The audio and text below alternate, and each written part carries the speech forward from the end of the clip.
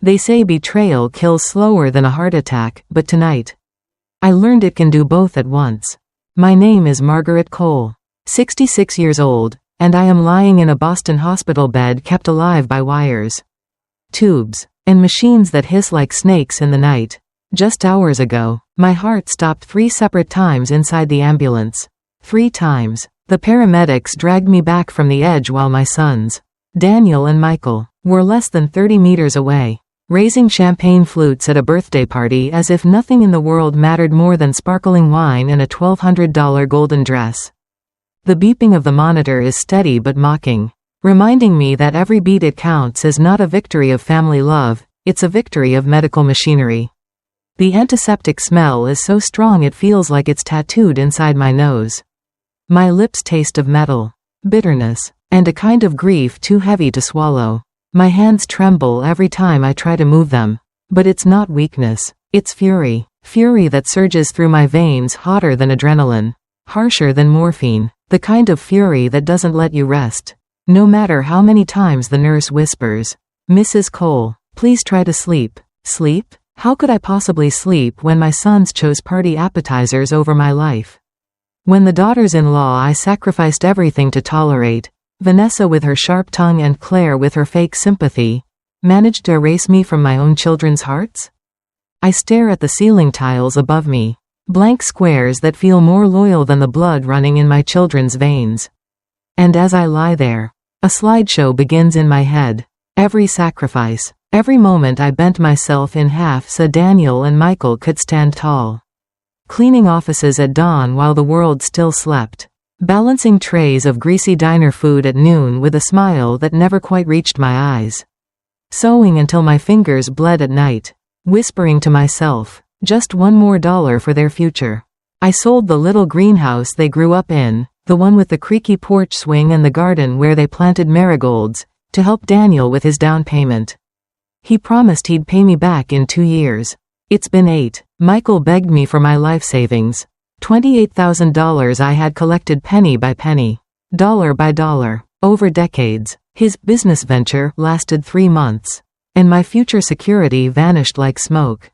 And still, I forgave. Still, I recovered. Still, I told myself, they're my sons, one day they'll understand. But tonight, as I listen to the cold rhythm of this monitor and picture them laughing under hotel chandeliers, I finally see the truth without the soft filter of maternal hope. The truth is brutal. To my children, I am less important than a party, less important than cake, balloons, and clinking glasses. And for the first time in my life, a terrifying question takes root. If they can abandon me while I'm dying, what's stopping me from abandoning them while I'm still alive? I thought the heart attack would kill me, but what comes next may just kill the illusion that I ever mattered to my children at all. The doctor's words still echo inside my skull like hammer strikes on cold steel. Mrs. Cole, you had 3 cardiac arrests during transport. The paramedics managed to resuscitate you, but you were clinically dead for 4 minutes. It's a miracle you're here, talking to me. 4 minutes. 4 minutes without breath, without pulse, without this body that spent decades sacrificing itself for 2 boys who now can't be bothered to lift a champagne glass in my honor unless it's at my funeral. 4 minutes when the world went dark, and my sons were worried about spoiling Vanessa's pink balloon arrangements. I close my eyes and force myself back through the years, searching for a time when I wasn't invisible. I see Daniel as a toddler, chasing me around the kitchen on chubby legs, chanting, "Mommy, Mommy," with pure devotion. I see Michael, feverish at age 6, clutching my nightgown and begging me to sing him that lullaby I learned from my mother. Back then, I was everything. Back then, I mattered. But slowly, bit by bit, the love I poured into them became background noise. Vanessa entered Daniel's life with her manicured nails and calculating smile. And suddenly Christmas dinners at my home weren't stylish enough.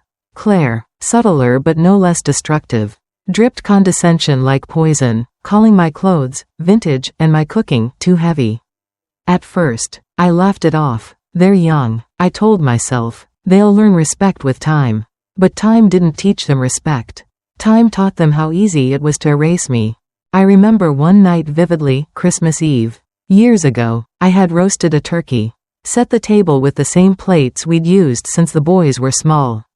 I waited until midnight. The food went cold. No one came. Later, Daniel told me cheerfully that dinner at Vanessa's mother's house had been spectacular. As if the 30 years I had cooked for him were a footnote. As if my love had an expiration date. The memories pile up like heavy stones pressing down on my chest. The house I sold. The money I lent. The ridicule I endured. Always forgiving. Always telling myself that mothers don't keep score. But tonight, lying here under fluorescent lights, I can't help but tally every wound. And the total is crushing. Nurse Emily checks my vitals again. Her voice soft. Your blood pressure is high. Mrs. Cole, try not to think about stressful things. I almost laugh. Stressful things? Try not to think about the fact that your children traded your life for party decorations. Try not to think about the fact that 66 years of unconditional love is apparently worth less than a rented ballroom. The machine beeps faster, louder, until Emily adjusts my IV. My body may calm, but my mind won't, because tonight, something snapped in me, not my heart, drive. Harris stitched that back together. Something deeper, something no surgeon can repair. And as the hospital hums around me, a single thought sharpens into resolve. If my sons can live without me, maybe it's time I learn how to live without them. The hours crawl past in that sterile room, each one stretching like an accusation. The clock reads 2 a.m., but it could just as well be midnight or noon. Time has no meaning when you're waiting for a phone that doesn't ring. 5 hours since I woke from surgery. And still no call, no text, no message. My sons are 30 meters away at a hotel ballroom. Yet I am stranded here like a castaway on an island, surrounded not by water but by white walls and humming machines. I replay Dr. Harris' voice, low and deliberate, when he told me he had called both Daniel and Michael. He made it clear, your mother might not survive the night. If you want to see her again, come now. The man didn't mince words. And still, Daniel said he couldn't leave Vanessa's guests unattended. Michael said Diana had planned the party for months. And it wouldn't be fair to cancel. They spoke as if my death would be a scheduling inconvenience. I should feel heartbroken, but what I feel is closer to fury. A fury that makes my fingers itch to tear out these IV lines. To walk straight into that ballroom in my hospital gown and scream. Look at me, look at the woman who built the ground you're standing on. But instead, I lie here, caged by failing flesh and by the crushing weight of truth. I matter less to them than hors d'oeuvres and designer dresses. Emily notices the way my breath hitches. She lays a gentle hand on my wrist. Mrs. Cole, are you in pain? Yes, I whisper, and it comes out more like a confession. But not the kind you can treat. As the night stretches on, my mind drifts backwards, decades collapsing like dominoes. I see myself at 35. Abandoned by my husband, juggling 3 jobs and still making time to tuck my boys in with bedtime stories. I see myself selling the family home to cover Daniel's dream. I see the $28,000 I gave Michael vanish into smoke. Sacrifice layered on sacrifice, all justified by one phrase I told myself every time, they'll love me for it someday. But here I am, 66, hooked to machines, and someday has never arrived. The truth presses against my chest harder than the heart attack did. My sons don't see me as their mother anymore. I'm just a background character in their shiny new lives. And with that realization, a dangerous thought begins to take shape. Maybe I don't need to be in their story at all. Daylight slices the hospital room into honest pieces. I haven't slept, not really. Sleep deserts you when every memory is a needle poking at the open places in your chest. Emily brings the morning meds and a cup of coffee that tastes faintly of hospital vending machines and resilience. She fusses over my chart like she's patching a wound I didn't know was still tender. Your sons called last night, she says, voice careful as if the news were a china bowl that might shatter. They asked about you.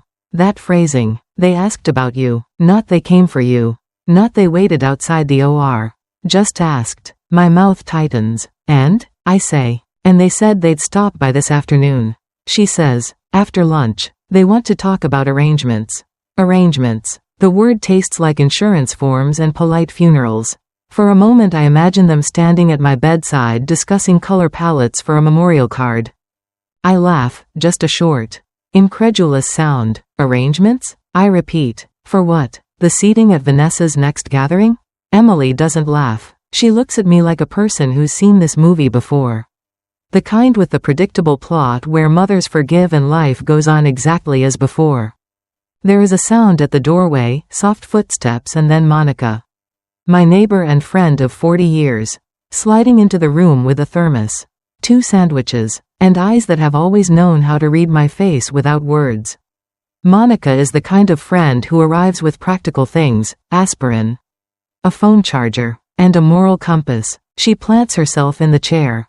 And for the first time since this nightmare began, I find my shoulders lowering by the barest degree. You okay? She asks. She doesn't bother asking if my heart is physically okay because she knows sometimes organs heal faster than dignity. I tell her about the calls, the party, the champagne. Monica's mouth tightens. They'll come, she says, when they realize this isn't just a hiccup. They'll come. I want to believe her. I want to fold into her certainty like a child back into a quilt. But something in me has shifted from wanting their presence to wanting a proof of feeling. And proofs aren't bought with apologies at the foot of a hospital bed. All morning the world keeps doing ordinary things. Nurses change shifts. Carts clatter. A surgeon consults down the hall. Life trudges on like a parade of people who don't choreograph around you anymore. I begin to write, not a list of needs. Not a shopping list of grievances. But a ledger. A ledger where I finally tally everything. Not in dollars, though those are there, but in moments. In dinners. In nights I stayed up sewing while they slept. The pen feels heavier than I expect. As if every word pulls another memory into the light. Monica watches me write, then reaches into her bag and pulls out an envelope. If you want me to be ruthless. She murmurs, I will be ruthless. Her voice is half joke, half oath. I smile despite myself. Ruthlessness suits me like a new coat. By noon, the plan, so wild it feels like a teenage dare sheet, starts to look possible. There are small, practical things to arrange, an account the boys don't know about. A cousin in Dallas who once said, if you ever need a change, my door's open, and a lawyer friend Emily can call quietly.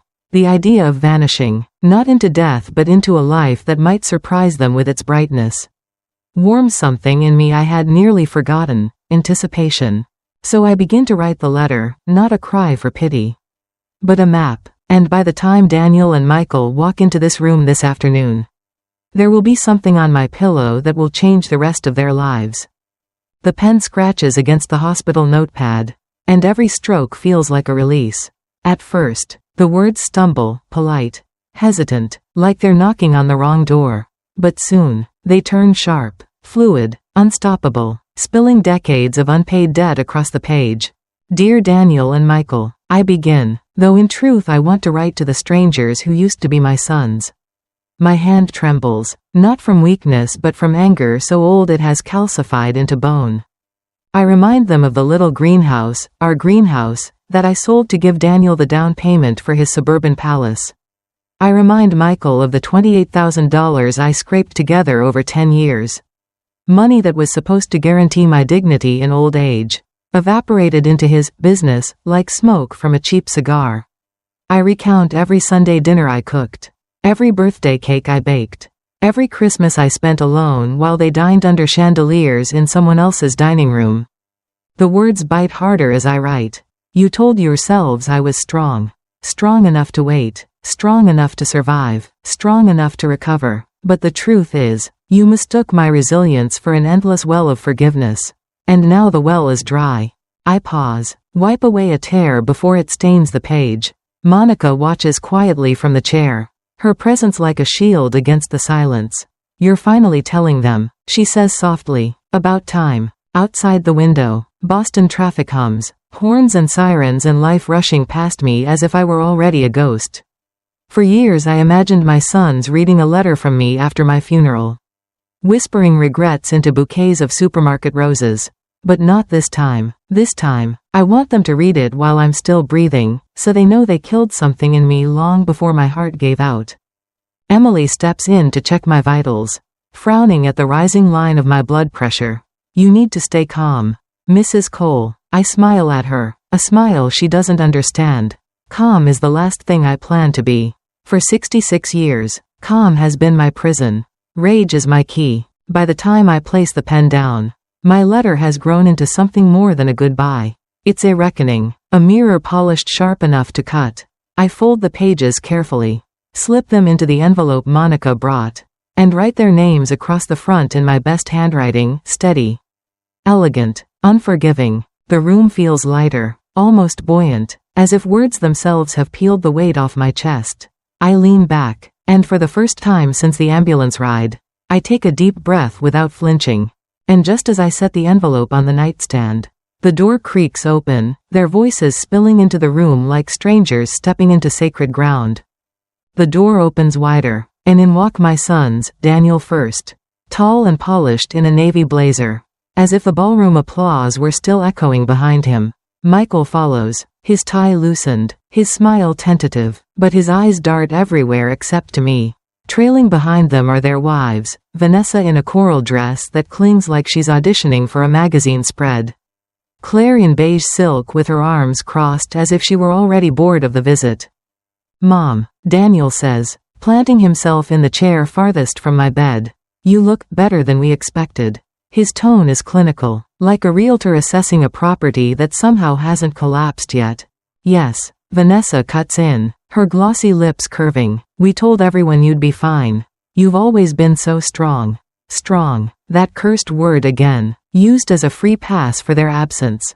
Michael clears his throat. "The doctor said the surgery was a success.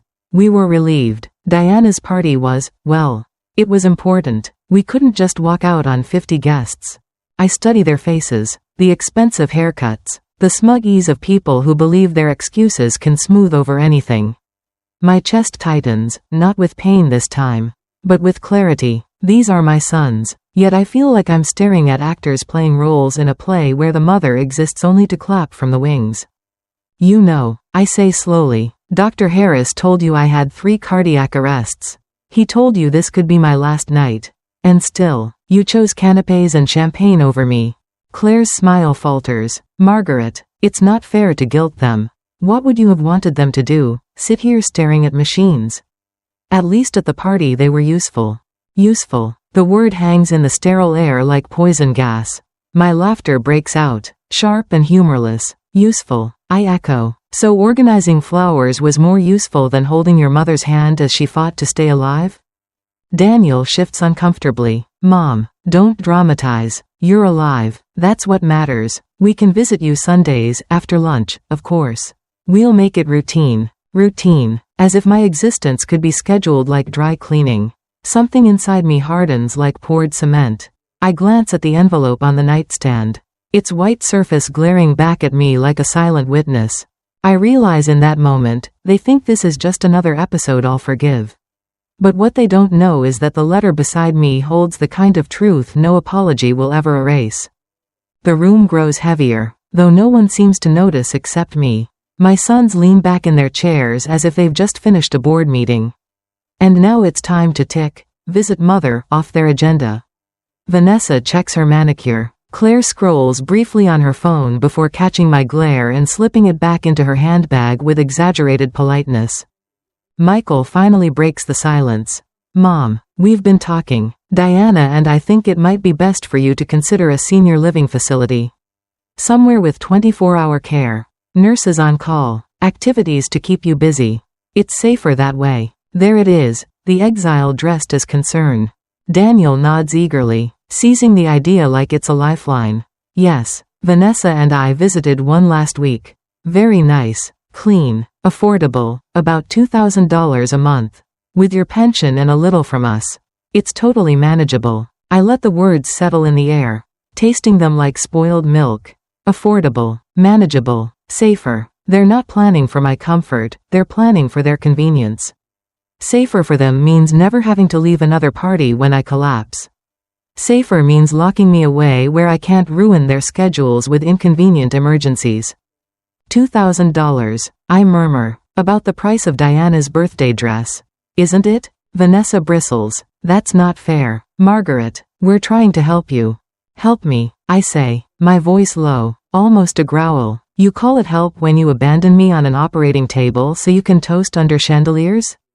Daniel raises his hands like a man diffusing a fight. Mom, don't make this harder. We just want what's best for everyone. What's best for everyone? As if I'm just one more item to balance in their lives between work commitments and social calendars. I glance at Monica, who has remained silent in the corner. Her lips pressed tight. Our eyes meet, and I see in her face the fury I no longer need to explain. She knows. She's always known. Well, I say finally, forcing a smile so calm it startles even me. You're right. A change is necessary. Something radical. Something permanent. They all relax, mistaking my calm for surrender. Vanessa pats her hair, relieved. I'm glad we see eye to eye. Boundaries are important in family relationships. Boundaries. What a delicate word for emotional abandonment. As they chatter about brochures and weekend plans, I glance again at the envelope on my nightstand and know, when they open it, they won't be sending me to a facility. They'll be reading my farewell. They stay another 20 minutes. Though it feels like hours. Most of the time, they talk among themselves, trading stories from the party I nearly died during. Michael brags about the new client he met over cocktails. Daniel praises Vanessa's spectacular decorations, as if she personally held the ceiling up with gold-plated nails. I sit silently, watching their mouths move, realizing my children's voices have become foreign languages I no longer care to learn. At one point, Claire leans toward me, flashing that polished smile she saves for networking events. You really do look much better than we expected. Margaret, doctors these days, miracle workers. I was clinically dead for 4 minutes. I reply flatly. Her smile twitches, but she recovers. Well, but you're alive now, and that's what matters. Alive, yes, but not for them, not anymore. Vanessa clears her throat delicately, as if delivering good news. We've already researched a few facilities. Some even have weekly bingo nights and fitness classes. You'll make friends your own age. My own age. The words sting less than they should. Maybe because I've already made peace with something larger, I no longer want to be part of their orbit. Bingo nights aren't the insult. They're the symptom of a disease that's been killing our family for years. Finally, Daniel stands, smoothing his blazer. We should go. We've got dinner with Vanessa's parents. Of course, another obligation ranked higher than their mother's hospital bed. Each of them leans in for the obligatory kiss. Daniel presses his lips to my forehead without looking me in the eye. Michael pats my hand like he's congratulating me for staying alive long enough to finish their visit. Vanessa and Claire barely graze my skin, one already reaching for her purse, the other checking the time. Take care of yourself, Mom, Michael says on his way out. We'll call later this week. Daniel adds, but I know better. Later this week is code for sometime when it doesn't interfere with our lives. The door shuts behind them, leaving behind only the faint trail of Claire's expensive perfume and the echo of their hollow promises. The silence that follows is louder than any argument. I glance at Monica, who rises from her chair and places her hand on my shoulder. You're not crazy, she whispers. You're finally seeing the truth. I nod, my gaze drifting to the envelope waiting patiently on the nightstand.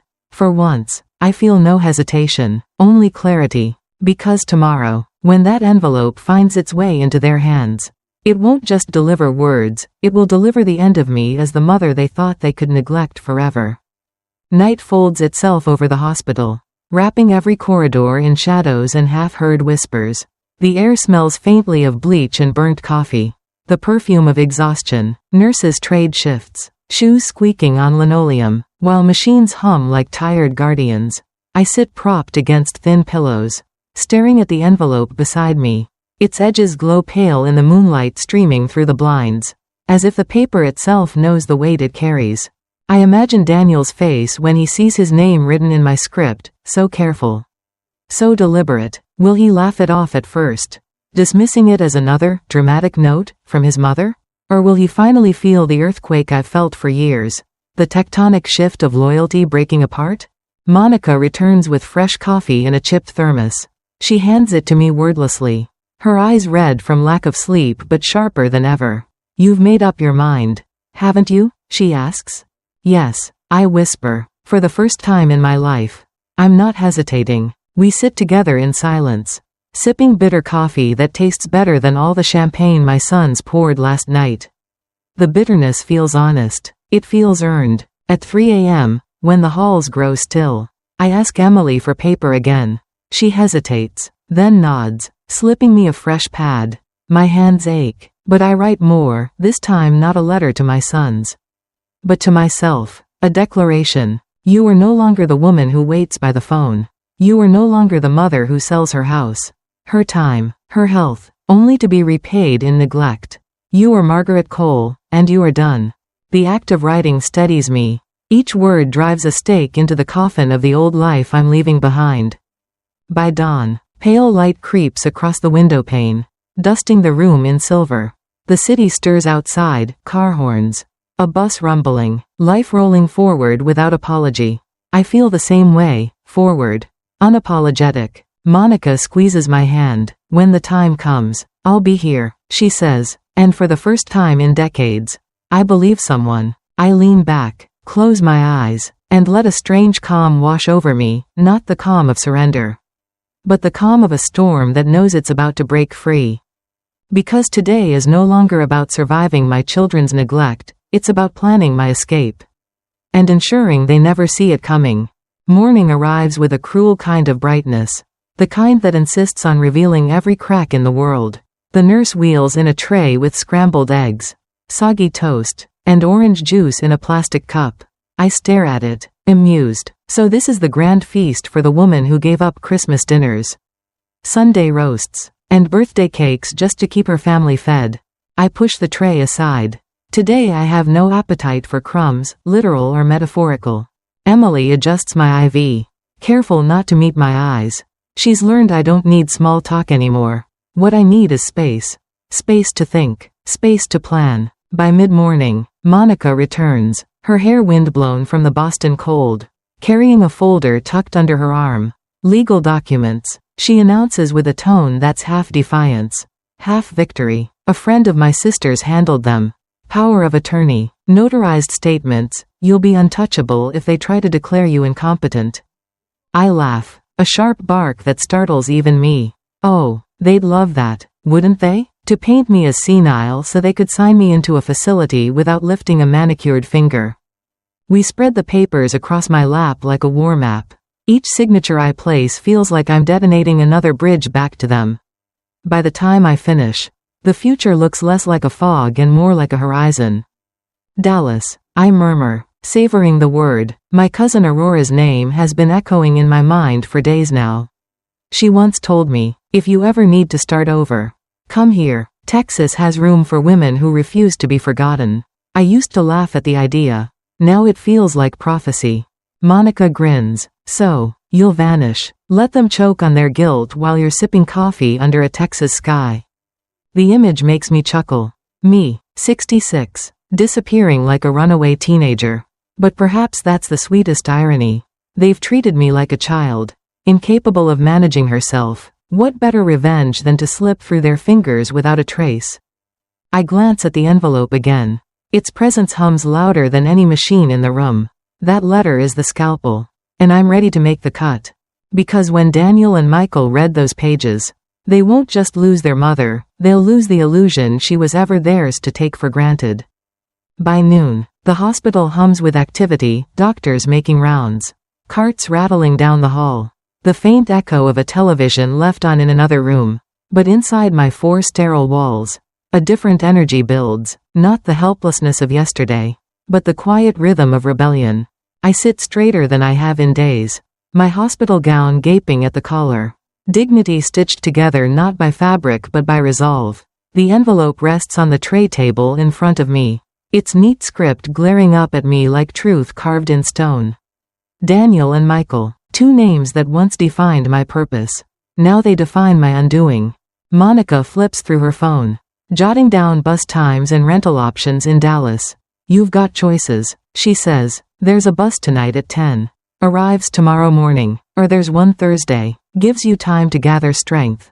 I sip lukewarm water, considering. Tonight, I say, the word surprising me with its firmness. If I wait, They'll smell hesitation. And hesitation is what's kept me caged for 40 years. Emily slips into the room. Her face careful as always. She checks the monitors, then lowers her voice. If you really mean to leave, Mrs. Cole, I can help. My sister's a lawyer, you've already met her. She'll cover you legally. I'll cover you medically. No one will say you're incapable. I study her for a moment. A young woman with compassion in her eyes that my own children haven't shown me in years. Why would you risk helping me? I ask. Because I've seen too many women leave this world begging for attention from families who don't deserve them. Emily replies, you're the first I've met who still has time to rewrite her ending. Her words strike deeper than any scalpel. For the first time in decades, I feel something dangerously close to hope. The hours blur into a checklist, paperwork tucked into Monica's bag. Cash withdrawn from an account my children know nothing about. Phone calls made quietly to Aurora in Dallas. Her voice crackled down the line. Warm as ever. Come, Margaret, there's a room waiting, and more importantly, freedom. I place the envelope back on the nightstand, positioning it just so. It looks small, fragile, harmless, but I know better. That letter is dynamite, and once lit, it will reduce the false image my children hold of me to ash. And as evening shadows creep into the room, I realize with startling clarity, tonight, I won't just leave the hospital, I'll leave behind the mother they thought would never walk away. The afternoon drags like wet cloth, heavy and suffocating. Every tick of the clock feels louder than the heart monitor, as if time itself is testing whether I'll falter. But I don't. My decision sits inside me, solid as granite. Monica arrives again, her face flushed from the biting Boston wind, carrying a small suitcase she'd packed from my apartment. Inside, 2 dresses, sensible shoes, toiletries, and the dark green dress I once bought but never wore. Vanessa had mocked it at Christmas dinner. That shade makes you look tired. Margaret, tonight, that dress will be my armor. Everything's ready, Monica whispers, glancing toward the door. Bus tickets, cash, paperwork. Once they leave, we'll slip out. Emily's sister will meet us in the parking lot with the final documents. I nod, my throat tight, not from fear, but from a strange exhilaration I haven't felt since I was a girl. Who knew freedom at 66 could feel like eloping? Emily checks on me one last time before her shift ends. She lowers her voice so no one else hears. The night staff won't notice if you leave around 7. Visitors will still be walking out. Just act normal, like you're going home with a relative. Isn't that exactly what I'm doing? I ask, smiling faintly. Emily chuckles, though her eyes shimmer with something heavier, envy. Maybe, or admiration. The hours until evening crawl. I pretend to nap while Monica sits guard, reading a magazine she isn't really reading. Every time footsteps pass the door, my pulse kicks like a trapped bird. Not from dread of being caught, but from fear the boys might return. Armed with their empty apologies and hollow promises, I know now that even if they begged on their knees, the answer would be the same. At 6, Monica helps me change. The green dress slips over my shoulders, hugging me with a dignity the hospital gown could never give. I smooth the fabric, remembering every time I left myself out of the picture so they could shine. Not anymore. I tuck the envelope onto the pillow, clear as day, where they will see it when they finally bother to visit again. 4 pages of truth, sharp enough to scar. By 7, the hallways grow busy again, families leaving, visitors saying goodnight. Monica grips my arm, steady but discreet. We walk together as though this were just another evening. My heart pounds, but not with fear, with the thrill of crossing a line I will never return from. Because with each step toward the exit, I am less their mother and more myself, and by the time the night bus leaves Boston, Margaret Cole will be nothing but a ghost in their story. The fluorescent lights of the hospital hallway buzz above me, too bright, too sharp, like they're trying to spotlight my escape. Monica squeezes my arm gently, steadying me. To anyone passing by, we're just 2 women leaving after visiting hours, 1 recovering patient, 1 dutiful friend. But inside, my pulse hammers like I'm robbing a bank. We pass the nurse's station. Emily catches my eye, nods almost imperceptibly, then bends over her chart as if nothing unusual is happening. The gesture nearly undoes me. That small act of solidarity from a young woman who owes me nothing feels more like family than all the years of sacrifice Daniel and Michael have long forgotten. The automatic doors sigh open. And suddenly the cold Boston night greets me like a co-conspirator. The air tastes metallic, crisp, alive. I inhale deeply, the first breath of freedom stinging my lungs sharper than the oxygen mask ever did. In the parking lot, a woman waits by a sedan, Emily's sister. Sarah, the lawyer. Her posture is brisk, efficient, but when she shakes my hand, her grip is warm. Mrs. Cole, everything is prepared. These documents confirm you are acting of your own free will. No one can declare you unfit or drag you back. I sign quickly, my pen strokes steady despite the tremor in my chest. Each signature feels like I'm sawing through the chains that bound me. Sarah gathers the papers with professional precision, then slips them into her briefcase. You're free, she says simply. Free. The word lands like a thunderclap inside me. For decades, I've been a prisoner of motherhood, defined by sacrifices that were treated like entitlements. Tonight, I am a woman stepping out of her own cage. Monica helps me into the backseat of the car, the small suitcase pressed against my knees. We ride in silence, the city blurring past in streaks of neon and street lamps. My heart thrums not with fear, but with anticipation. At the bus terminal, I buy a one-way ticket to Dallas. 10 o'clock departure. 12 hours of road between me and the ashes of my old life. We sit in the waiting area, surrounded by strangers clutching duffel bags and fast food coffee. For the first time, I don't feel out of place. I feel anonymous, invisible in the best way. Monica leans close, her voice low. Are you sure about this, Margaret? I look at her, then at the bus idling outside, its headlights slicing through the night. I've never been more sure of anything. Because in less than an hour, I won't just be leaving Boston, I'll be leaving behind the illusion that I ever needed my children to survive. The bus hisses like a dragon as it opens its doors, swallowing passengers one by one. My suitcase feels heavier than it should, though I know it carries only a handful of clothes and the pieces of a life I've chosen to salvage. Monica hugs me tight at the terminal gate, her eyes glassy. Call me when you arrive, she whispers. Every week, no excuses. You'll hear from me, I promise, though the lump in my throat nearly strangles the words. For decades I've begged scraps of attention from my children. Now, one true friend is giving me more loyalty than both sons combined. I climb the narrow steps, my hand grazing the cold metal rail. The driver barely glances at me before tearing my ticket. Dallas, one way, he says, as if stamping a passport to freedom.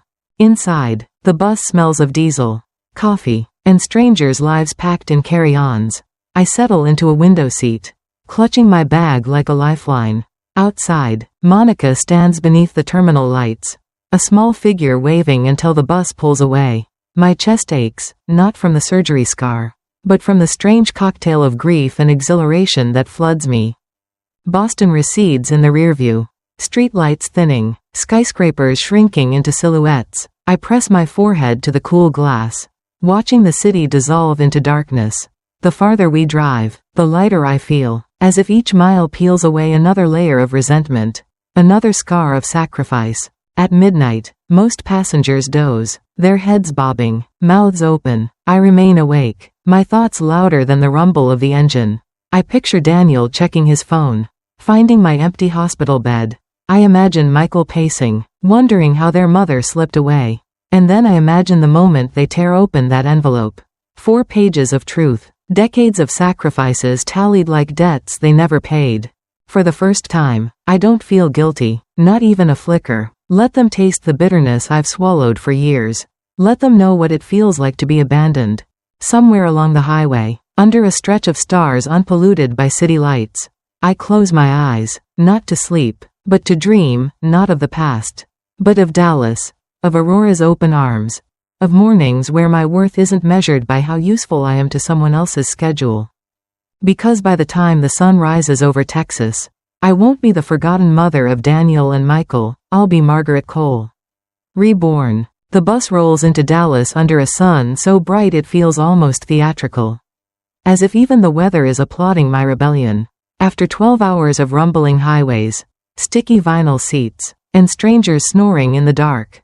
I step down onto Texan soil with a suitcase in one hand and a new life waiting in the other. Aurora is already there. I spot her immediately, tall. Silver hair pulled back, a crimson scarf tossed around her shoulders like defiance itself. She waves so vigorously it draws curious glances from other passengers. When I reach her, she pulls me into a hug that squeezes the air right out of me. A hug warmer than anything my children have given me in years. "Margaret," she says, her voice trembling, "you look tired, but your eyes, they're alive again." I laugh softly, surprised at the sound, maybe because for once, I am. She drives us through wide Dallas streets, pointing out parks, cafes, and open-air markets. "This city loves second chances," she says. "It's full of people who've burned bridges and built new ones stronger." I listen, heart steady, absorbing her words like medicine. Her home is sprawling and sunlit, with a backyard garden bursting with roses and jasmine.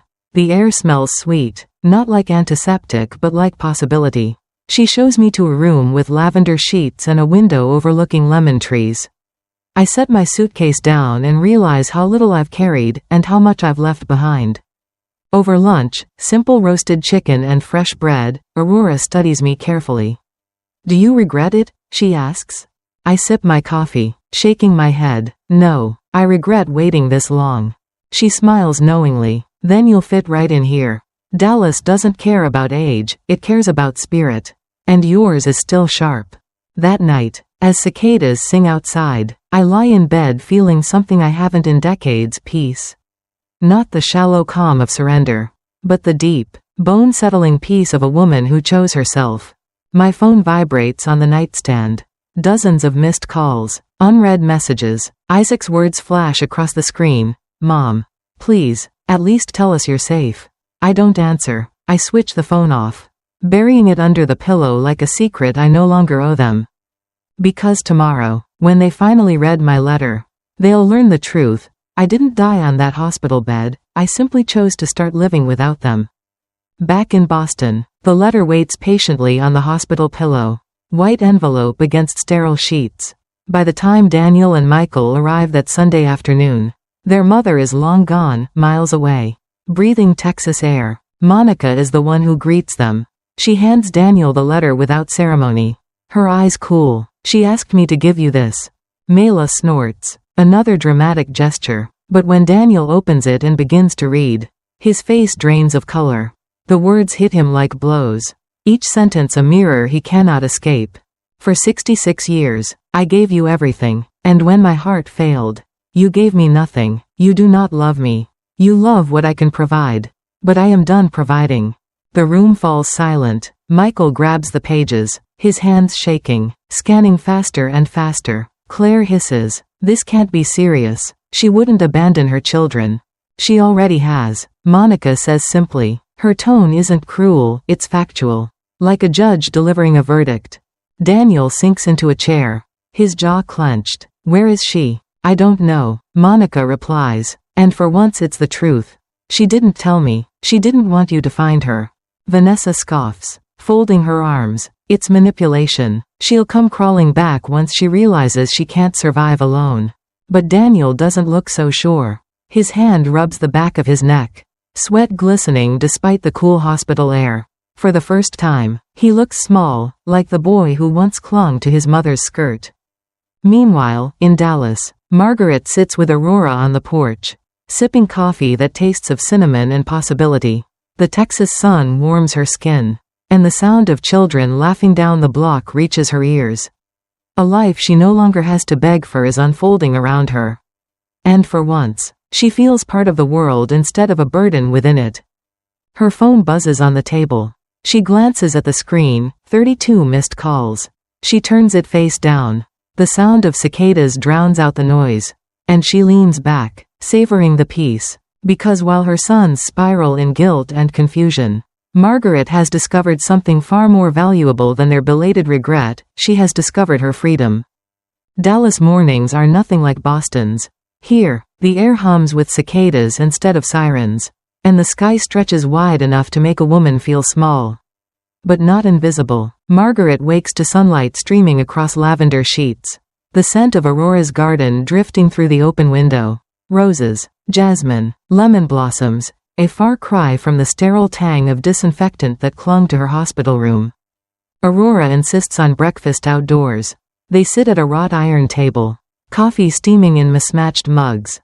Fresh biscuits wrapped in a linen towel. Eat, Aurora says, her tone leaving no room for argument. You've lived too long on crumbs of attention. At least here, you'll get proper bread. Margaret laughs, a sound that surprises her. It feels rusty, like an old piano note, but steady. For the first time in years, she tastes food without the bitterness of resentment choking her. Later, Aurora takes her to the neighborhood park. Women their age walk in pairs, trading gossip and recipes. A man plays guitar beneath an oak, his case open for coins. Children race across the grass, their laughter spilling into the warm Texas air. Margaret sits on a bench, soaking it in, a silent witness to a world where people show up for each other without being asked.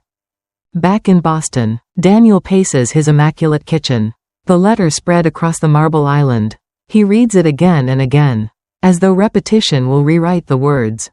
Michael calls 3 times that morning, each voicemail more desperate than the last.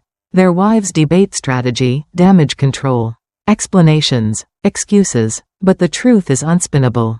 The letter is a guillotine, and it has already fallen. That evening, Aurora finds Margaret at the window of her new room, watching the sun sink into a horizon painted with gold and crimson. You look lighter, Aurora observes. I am, Margaret admits, for the first time in decades. I'm not waiting for a call that never comes. Aurora nods. That's the gift of starting over. You stop expecting the wrong people to change, and start noticing the right people who were there all along. Margaret lets those words settle in her chest. Warm and solid, she closes her eyes, breathing deep. No machines counting her breaths. No suns counting her worth. Because tomorrow, she won't just be surviving, she'll be building a life that proves to her sons she never needed them to define her in the first place. By the end of the week, Margaret has a routine. Mornings in the park with Aurora's friends, women who laugh easily. Women who know the weight of disappointment but carry it like feathers instead of stones. Afternoons exploring markets, tasting tamales wrapped in corn husks and honey-sweet pecans sold by smiling vendors. Evenings with a book in her lap and the hum of crickets outside the window. Every moment feels like oxygen after years of breathing through a straw. One afternoon, Aurora nudges her toward the community center. They're offering painting classes. You always said you wanted to try. Margaret hesitates at the doorway, the smell of turpentine and canvas spilling into the hall. She hasn't picked up a brush since grade school. Yet when the instructor presses paint into her hand, something unexpected blooms. Her strokes are clumsy, messy, but hers. She paints a field of wildflowers. And for the first time in decades, she isn't painting for someone else's approval. She is painting simply because she can. Meanwhile, in Boston, Daniel scrolls through his mother's bank records with growing panic. $8,000 withdrawn in cash. He mutters, "Where the hell did she go?" Mayla leans against the counter, arms folded. It's irresponsible. She's sick, and she's wandering who knows where. She'll come back when she realizes she can't handle it alone. But Daniel doesn't answer. For the first time, he isn't so sure. Michael, on the other hand, is unraveling. He leaves voicemails that swing from anger to pleading. Mom, this is ridiculous. Call me back, please. We'll do better. We'll change. Just come home. His words bounce into silence. Unheard, because Margaret's phone remains off, buried deep in a drawer. At dinner that night, Aurora raises her glass of red wine. To second chances, she says, clinking Margaret's glass. Margaret sips slowly, the warmth of the wine spreading through her chest. She doesn't need champagne toasts or expensive decorations. This, simple company, honest affection, is worth more than all the parties her children ever threw. When she goes to bed, she writes in a small notebook she bought at the market, I am not abandoned. I have simply walked away from those who could not value me. The words feel like scripture, a promise she intends to keep. Because while her sons are busy searching for the mother they lost, Margaret is finally discovering the woman she was always meant to be. The next morning, Margaret joins Aurora for a walk along the tree-lined boulevard. The air is warm, filled with the chatter of joggers and the rhythmic thud of sneakers against pavement. Margaret keeps pace slowly, her hand brushing the bark of each oak tree as though grounding herself in this new reality. Every step feels like a declaration. I survived. I chose myself. I am still here. At the cafe afterward, Aurora introduces her to a group of women who meet every Thursday. Some are widows, some divorced, some simply tired of being defined by family who never saw their worth. They welcome Margaret without hesitation, sliding a chair closer, pouring her a cup of coffee as if she's always belonged. She listens as they swap stories, laughter bubbling over tales of grandchildren. Quiet sighs at memories of old betrayals. When it's her turn, she hesitates, then simply says, I came here because my children chose a party over my life. The table falls silent for a heartbeat. Then one woman nods, eyes kind, then you came to the right place. Here, we toast to those who finally stop begging for love they've already earned. Margaret feels something loosen inside her. Acceptance, without conditions. Meanwhile, Daniel sits in his office, staring at spreadsheets he can't comprehend. His phone keeps buzzing with messages from Michael. Have you heard from her? Did you find anything? Daniel slams the phone down, the letter still folded in his pocket, heavy as lead. At night, he dreams of his mother's face, not as she was in the hospital but as she was years ago, smiling.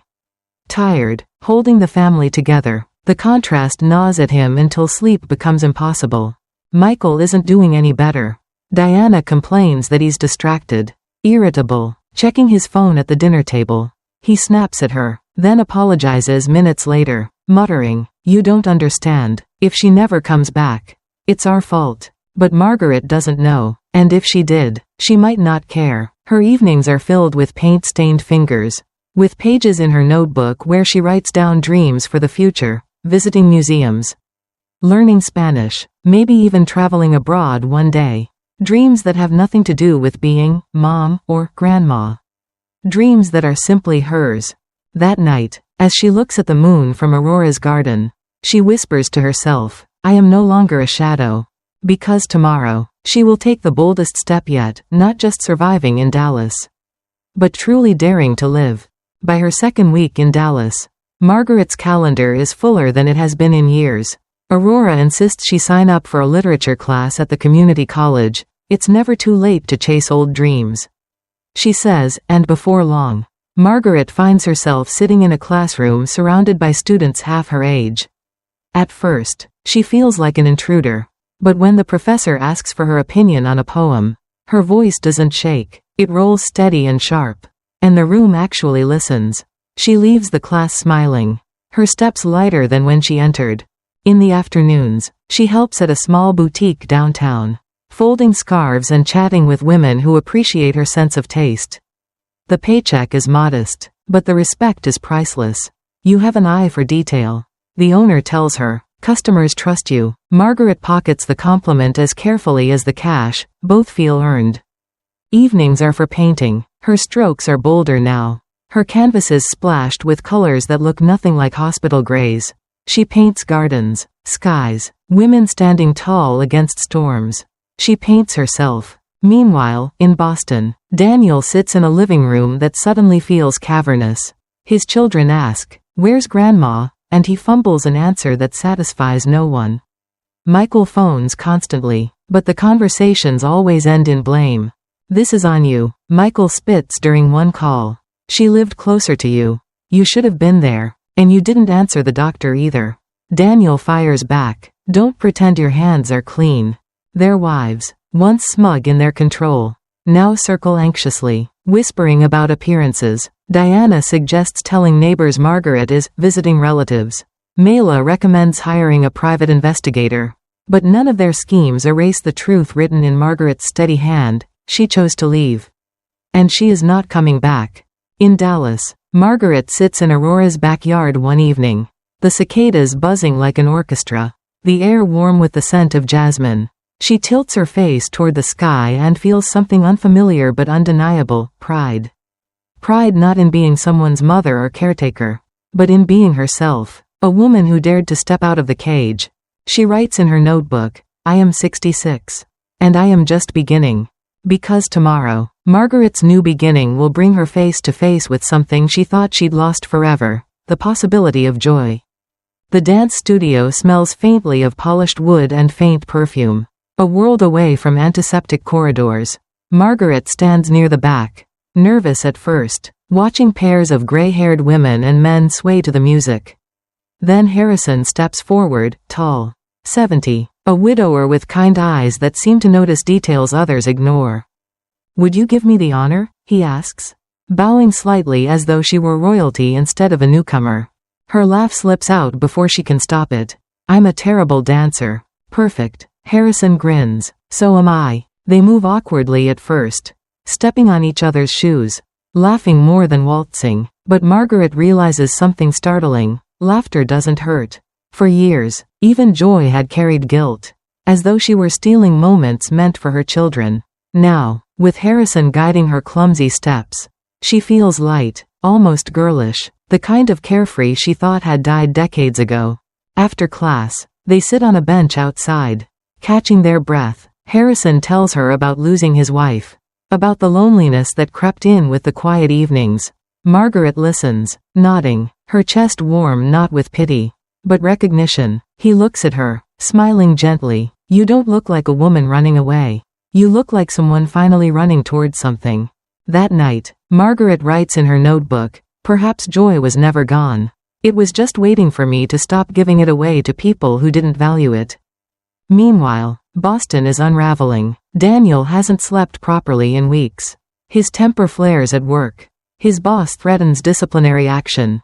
Michael spends evenings driving aimlessly, phone in hand, calling numbers Margaret will never answer. Their wives bicker about who's to blame, each secretly terrified of what the neighbors whisper behind closed curtains. At Sunday dinner, without Margaret, silence sits heavier than the roast on the table. For the first time, both brothers realize what absence really feels like. Not an empty chair, but an emptiness inside them that no party, no money, no excuse can cover. In Dallas, Margaret falls asleep with paint still on her fingers and music still humming in her head. She doesn't dream of hospitals or broken promises. She dreams of wildflowers blooming in wide-open fields. Because tomorrow, joy will no longer feel like a borrowed luxury, it will start to feel like Margaret's birthright. The following week, Margaret finds herself laughing more easily. Not the polite chuckles she used to offer at family dinners to smooth over barbed comments, but full-bodied laughter that lifts her shoulders and brightens her eyes. She laughs when Aurora forgets the grocery list but comes home with flowers anyway. She laughs when Harrison spins her too quickly during dance class and they nearly topple into a potted fern. She even laughs alone in her room, rereading passages from the literature course that remind her how much she once loved stories. Every day feels like a thread woven into a new tapestry, one where she is not a background color but the bold center. Margaret starts painting more seriously. Her canvas now shows a woman standing on a cliff, arms wide, hair whipped by the wind. It is unmistakably her, though she has never looked so fierce in a mirror. One evening, as she and Aurora sip tea on the porch, Margaret admits, "I used to believe my worth ended where my children's approval began. But here, I feel infinite." Aurora reaches over, squeezing her hand. "That's because you finally stopped begging people to see your value. You see it yourself now." Meanwhile, Boston feels like a collapsing house. Daniel avoids calls from his clients, his reputation is slipping. Michael snaps at Diana in public, his voice carrying sharp edges that embarrass her. Both brothers replay their mother's letter in their heads, each line a knife twisting deeper. They had thought her loyalty was permanent, indestructible. Now, they know otherwise. Mela fumes at the loss of control, muttering, "She'll be back when she runs out of money." But even she checks her phone at night, half expecting a message that never comes. For Margaret, money is not abundance, but it is enough to buy paints and brushes, to share modest meals with Aurora, to pay for her part-time literature course, enough to build a life that is hers alone. She no longer counts her days by how often her sons call, because they don't. She counts them by how often she wakes with excitement instead of dread.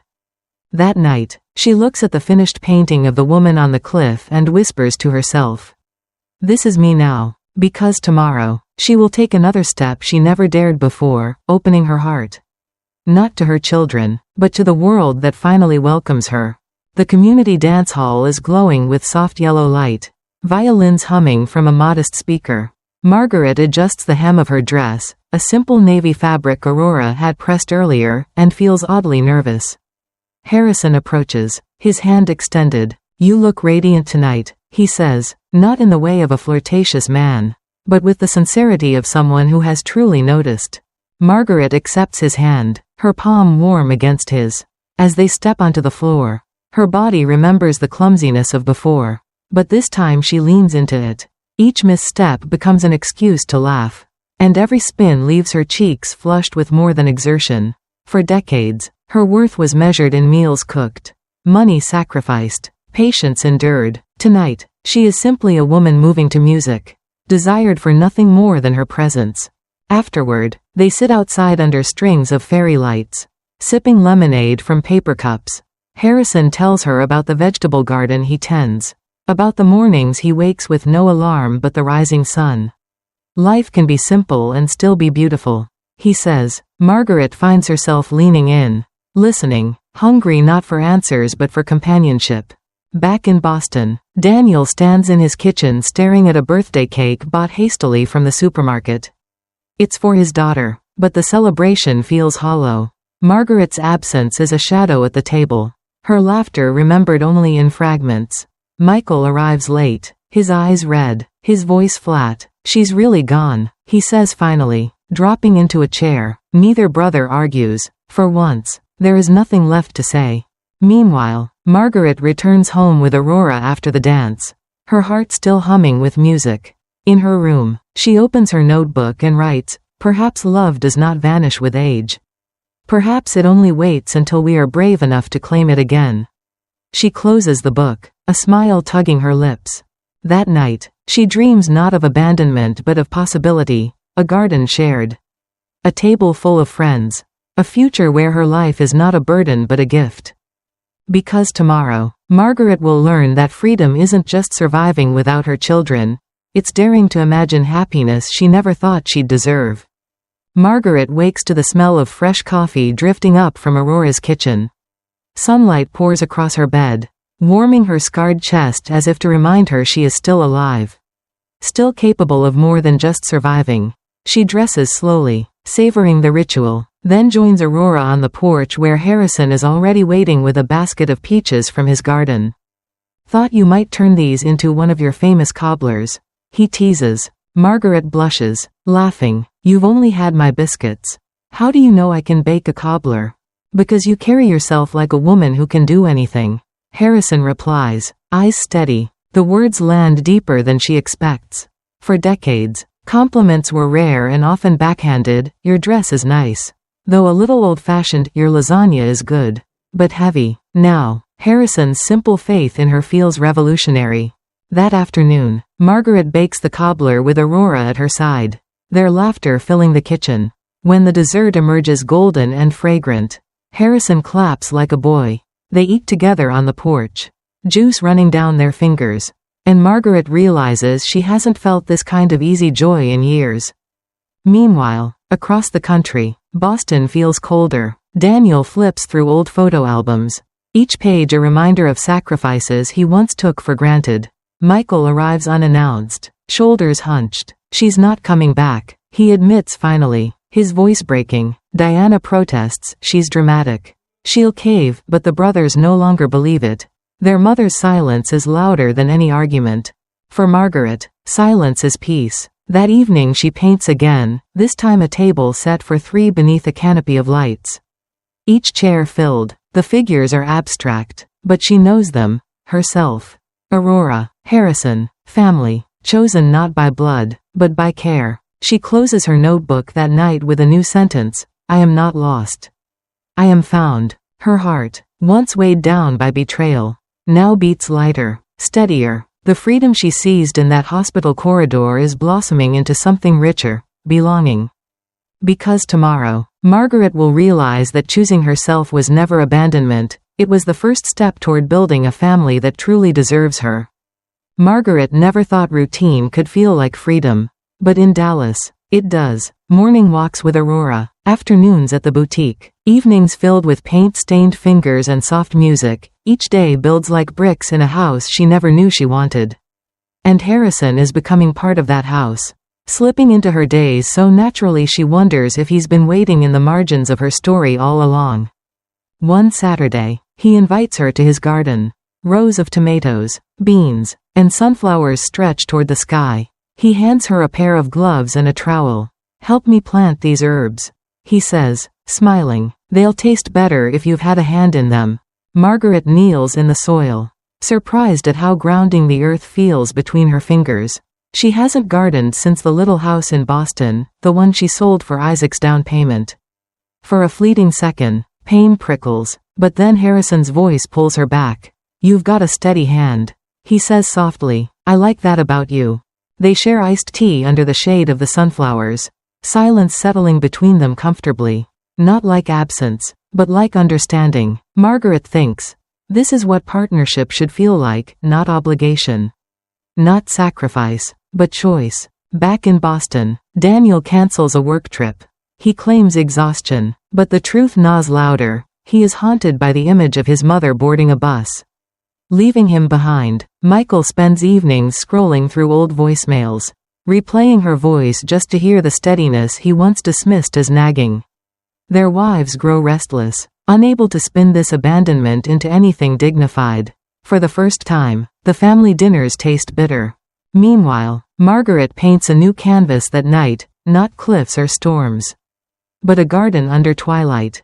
3 chairs pulled close together, lanterns glowing. She pauses, brush midair, and whispers, "This is home." Before bed, she opens her notebook and writes, "I no longer measure my life in what I've lost, but in what I've gained." She sets down the pen with a smile, her chest lighter than it has been in decades.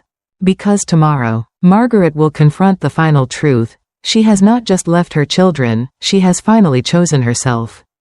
6 months after stepping off that night bus, Margaret sits in Aurora's garden beneath a sky strung with lanterns.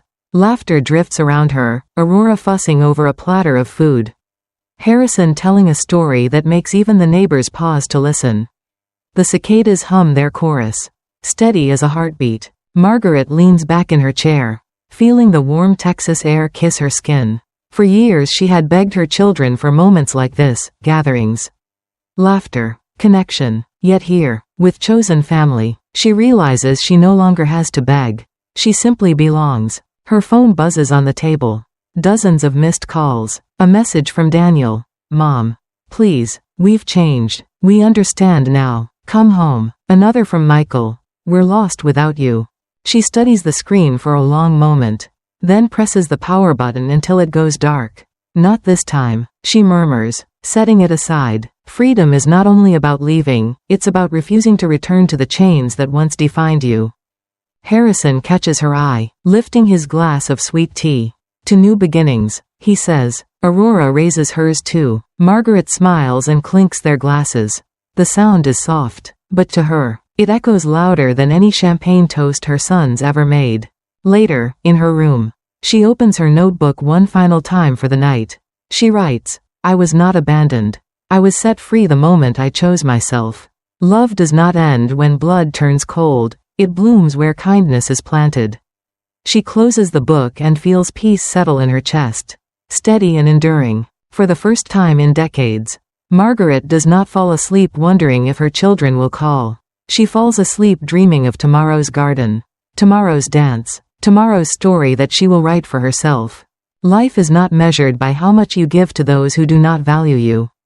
It is measured by the courage to step away, to choose yourself, and to surround your days with people who lift you rather than drain you.